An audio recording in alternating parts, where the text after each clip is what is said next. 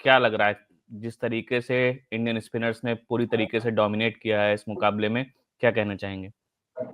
Good performance by the Indian bowlers, but New Zealand ने somehow 250 run का mark cross कर लिया है। सो अच्छा मैच होगा यार। थोड़ा सा कॉम्पिटिटिव एज जो इंडिया को मिल गया था स्टार्टिंग में, जब हम इंडिया ने कुलदीप यादव ने स्पेशली जब वो विकेट लिए थे, तो मुझे लग रहा था कि इंडियन टीम जल्दी न्यूजीलैंड को ऑल आउट कर देगी, बट न्यूजीलैंड टीम ने somehow manage to cross the 250 run mark. तो ये इतना आसान नहीं होने वाला है।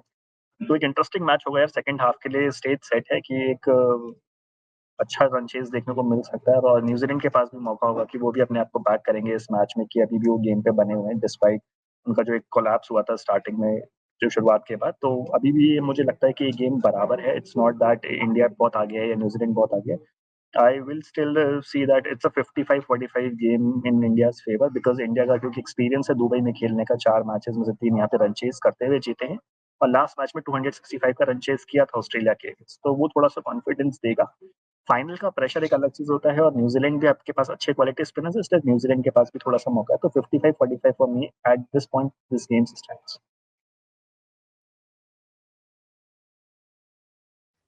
कुलदीप यादव की बॉलिंग को कैसे रेट करेंगे, जिस तरीके से उन्होंने ब्रेक थ्रूज आज दिलाए, क्या कहेंगे? क्योंकि नॉकआउट मुकाबलों में खासकर हर्षित जब भी बात होती थी, हम पहले के शोज में बात कर चुके हैं कि कुलदीप यादव की परफॉर्मेंस इतनी अच्छी नहीं, उनको बैक नहीं किया जा रहा था। कई सारे क्रिकेट एक्सपर्ट्स का भी ये कहना था कि उनको प्लेइंग 11 में जगह ना देकर टीम इंडिया को हर्षित राणा जैसे पेसर पर भी दांव खेलने की तरफ देखा जा सकता है, लेकिन आज उन्होंने वो कमाल करके दिखा दिया है।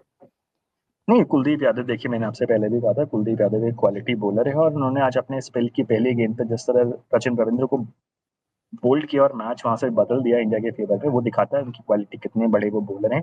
और वो एक अनप्लेबल डिलीवरी थे। रचिन रविंद्र उस टाइम तक अच्छे लग रहे थे, उन्हें अच्छे काफी अच्छे स्ट्रोक्स खेले थे, इंडियन पेसर्स को आड़े हाथों लिया था, तो अच्छा परफॉर्म बैटिंग कर रहे थे। बट वो कुलदीप की गेंद का उसके पास कोई जवाब नहीं था।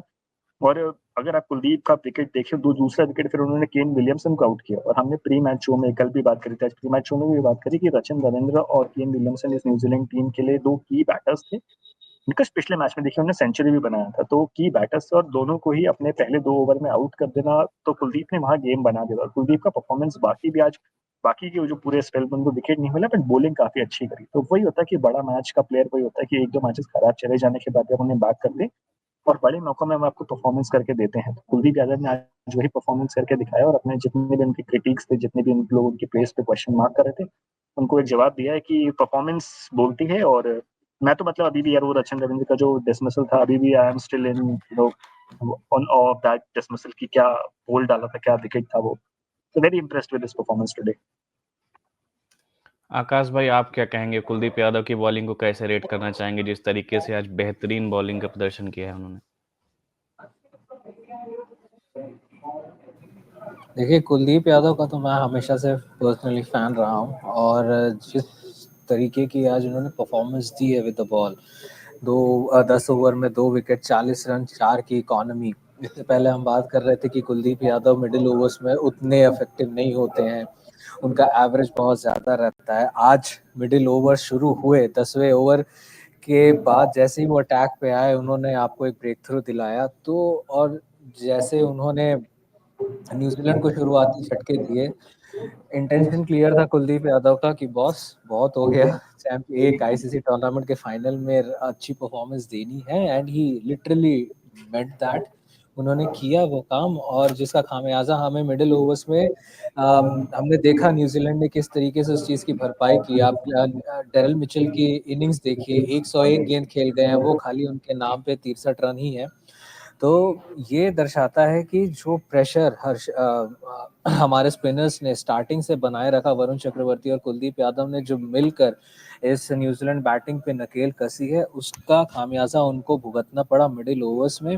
हालांकि डेथ ओवर्स में माइकल ब्रेसवेल ने एक बहुत ही अच्छी पारी खेली। इस तरीके की पारी अगर बाकी के बैटर्स या टॉम लेथम हो गए, या फिर ग्लेन फिलिप्स हो गए, या खुद डेरिल मिचेल हो गए, अगर ये तीनों में से कोई एक इस तरीके की जबरदस्त पारी खेल जाता, तो शायद ये जो टारगेट है, ये 251 की जगह समवेयर क्लोज टू 300 हो सकता था। लेकिन hats off to the spinners, specially Kuldeep Yadav, और हमें वरुण चक्रवर्ती के कंट्रीब्यूशन को भी नहीं भूलना चाहिए। उन्होंने भी 45 रन देकर 2 विकेट झटके हैं।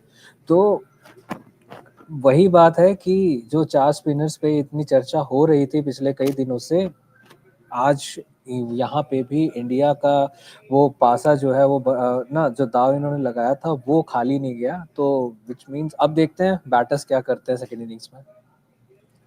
बिल्कुल बैटर्स की भी बात करेंगे, उससे पहले हर्षित वरुण चक्रवर्ती की भी बात करना चाहूंगा, जिस तरीके से उन्होंने शानदार गेंदबाजी आज की है और खासकर कुलदीप यादव के बाद कह सकते हैं एक बेहतरीन विकेट टेकर साबित हुए, खासकर जब टीम इंडिया को स्टार्टिंग में रचिन रविंद्र बेहतरीन स्ट्राइक ले रहे थे, कह सकते हैं एक अच्छे स्ट्राइक रेट के साथ बैटिंग कर रहे थे, वहां पर पहली सफलता जब दिलाई थी वरुण चक्रवर्ती ने, क्या कहना चाहेंगे? आपने बोला कि वरुण चक्रवर्ती आजकल अच्छा प्रदर्शन कर रहे हैं, मतलब मैं तो जब से उनको देख रहा हूँ, जब से उनका दोबारा टीम में वापसी हुआ है इंडियन टीम में, तब से वो हर मैच में अच्छा प्रदर्शन कर रहे हैं। चाहे वो बांग्लादेश सीरीज थी, चाहे वो साउथ अफ्रीका सीरीज थी, फिर इंग्लैंड, फिर चैंपियंस ट्रॉफी, और आज तो वो अनप्लेबल थे वो न्यूजीलैंड का। न्यूजीलैंड बॉलर्स को बैटर्स को समझ ही नहीं आ रहा था कि उनको कैसे टैकल करें। आप देखिए उन्होंने विलियन को आउट करके आपको पहली सफलता दिलाई, उसके बाद आपने उन्होंने एक और विकेट लिया और काफी इम्प्रेस किया उन्होंने अपनी परफॉर्मेंस से। जिस तरह का उनको एक्सपेक्टेशन के साथ स्क्वाड में वो पहले थे नहीं, बाद में उनको ऐड किया गया कि एक एक्स फैक्टर है। यशस्वी जायसवाल को बाहर बैठा के वरुण चक्रवर्ती को लेकर आए थे और तब काफी बातें हुई थी कि चार चार स्पिनर्स या पांच पांच स्पिनर्स की जरूरत क्या है।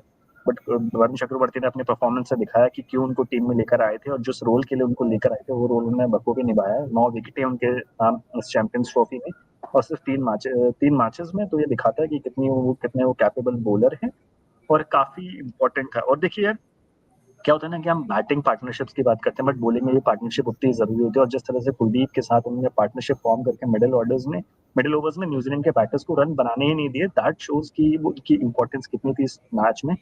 So very impressed with his performance, not just in this match, but in the entire tournament that he has played for. And a big role, he has played a big role for me in India's run to this final, and hopefully for the title win as well.